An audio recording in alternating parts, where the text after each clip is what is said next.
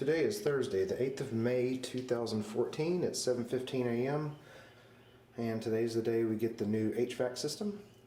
This is the old thermostat.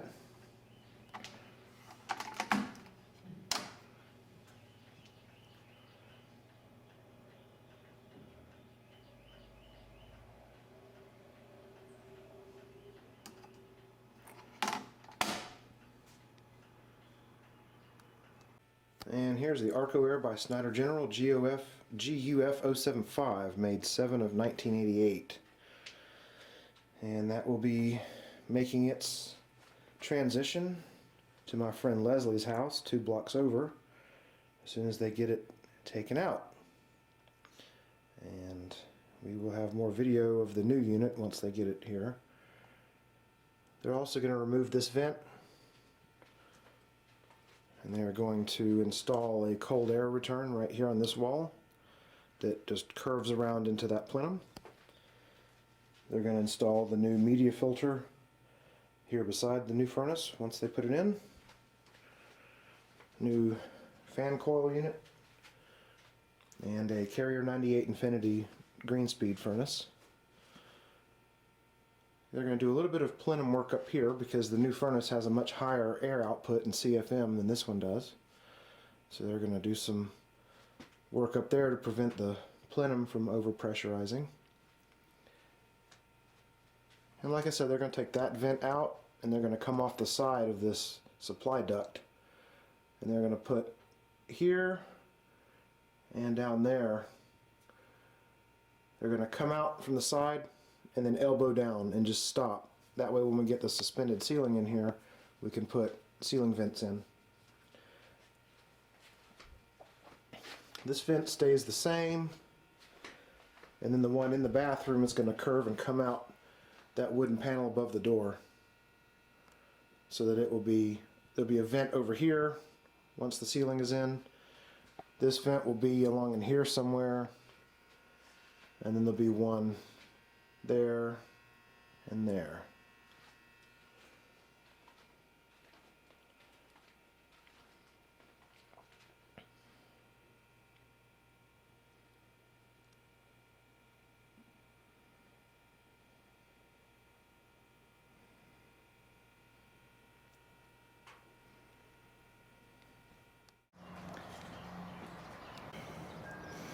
Here it is.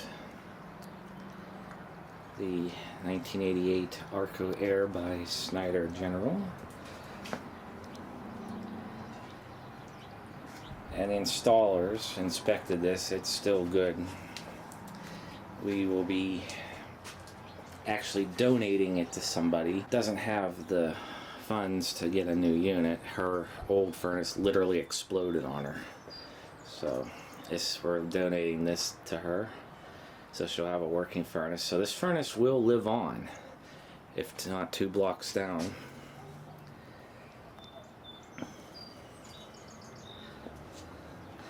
So the footprint, there's that in the heat exchanger.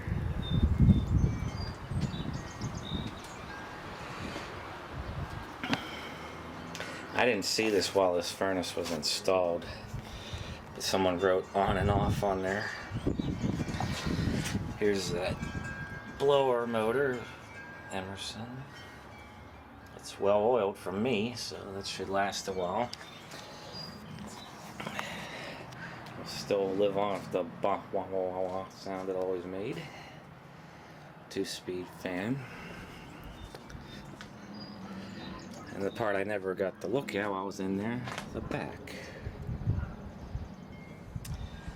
Here are all the outdoor pieces. See, this is part of the flue pipe.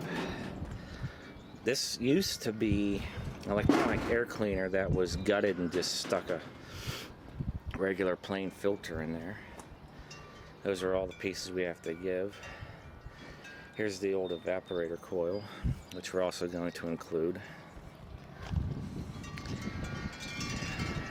And as you saw earlier from the video, the compressor is pretty much shot on the condenser unit. it didn't sound as bad as what normally did. After it runs a while, it just starts rattling like it's about to throw a rod, and it doesn't cool. I mean, in the house it cooled minus 23 below ambient, but out here it had like this lukewarm and cold spots all around the blower when it was exhausting. So you know it wasn't working right. It ran all the time. So this is it. And for tomorrow, here's the PVC pipe to install the exhaust and intake for the inducer fan on the food furnace. How many people do you know have put a whole furnace in their Honda Fit? And air conditioner and ductwork. This spot right here is where the old air conditioner used to be.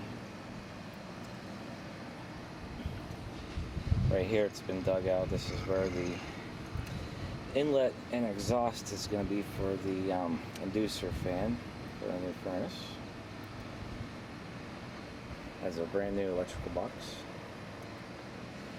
And they had to relocate it down because it's huge. It would have been right underneath the window here and that wouldn't have worked. But they relocated it to where the ground was not as sloped, and it's almost right between the two windows. But it's actually running right now on high, max. That's all the noise it makes.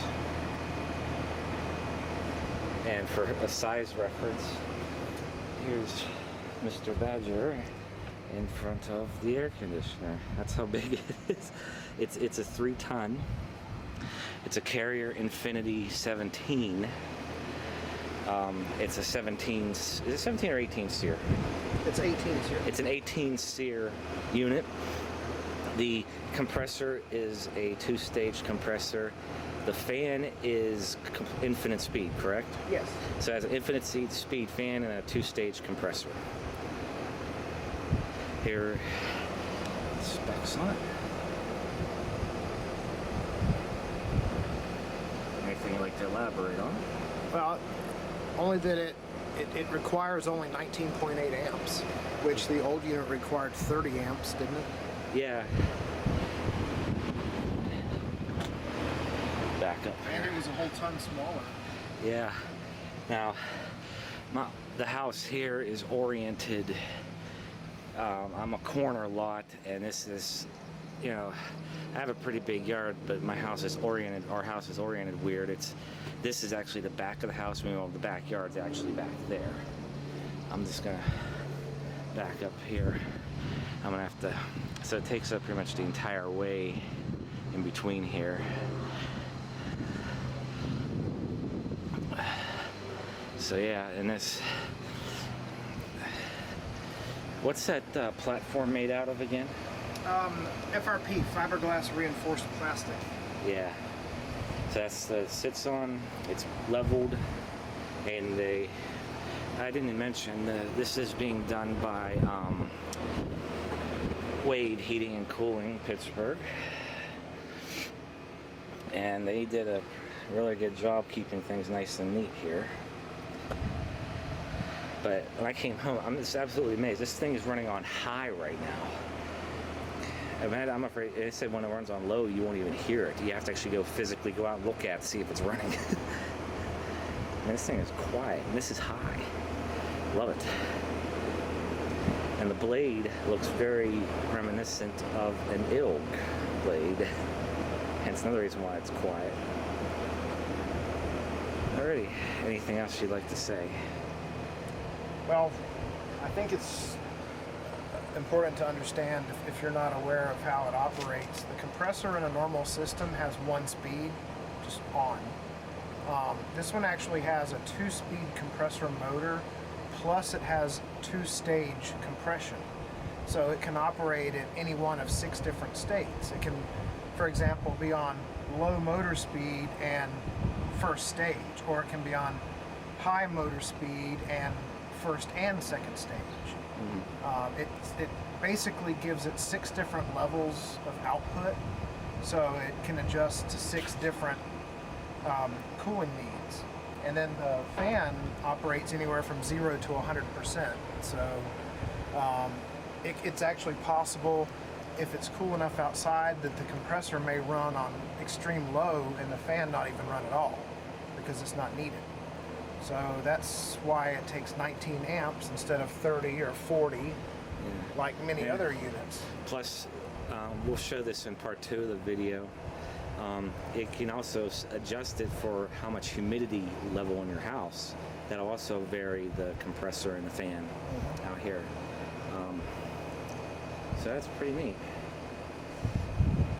And this is the indoor unit. The indoor unit is a Carrier Infinity 98 Greenspeed. It is over 98% efficient. In fact, I'll just show this. I thought this was amusing.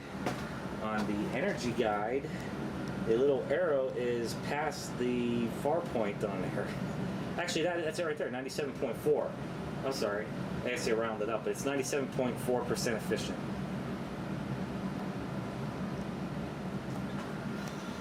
And the thing that amazes me is how tiny this thing is. It's an 80,000 BTU furnace. I said it's tiny because the old furnace went up to about here. And that's just the furnace part. Then the evaporator coils went all the way up to here. This, of course, is the new ductwork. But yeah, it's a tiny little furnace.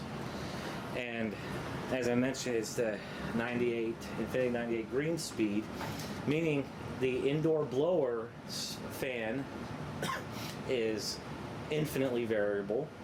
The gas valve is variable down to, I think, 40%.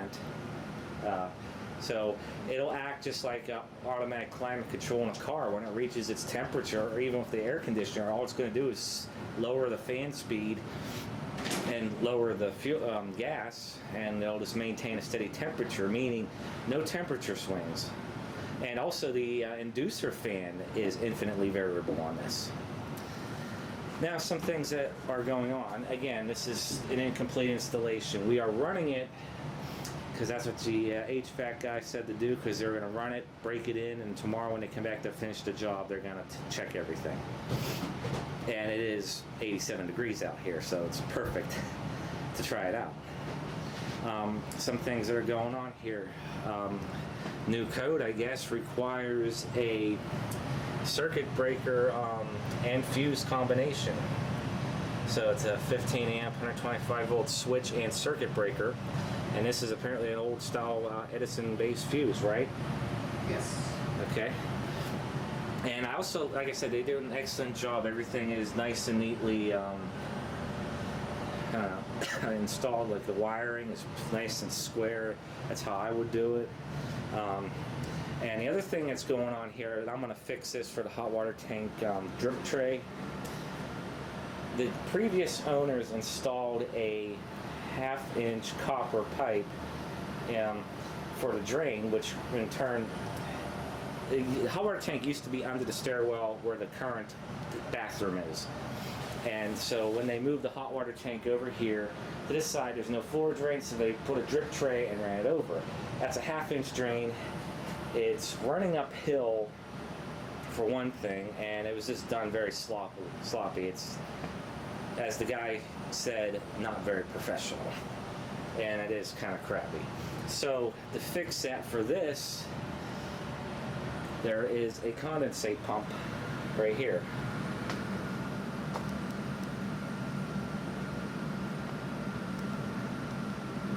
I'll show where that goes in a minute. There's the receptacle it plugs into. It currently runs over to the utility sink for the time being. When we're working on finishing the basement, hopefully start it this fall or winter coming up. When that time comes, we'll permanently install the line right here. So it will, but for the time being, it'll just go into the utility sink for a drain. Now, I've just got home. I'm still learning where everything's at. There's an amber pilot light right there. And hello. It just has the standard media filter. We'll elaborate on the details in part 2 of this video. One thing that's not installed yet is we also got germicidal UV lamps to go over the evaporator coil to kill any germs and mold. It kills germs and it keeps mold from forming on the coils. Yeah.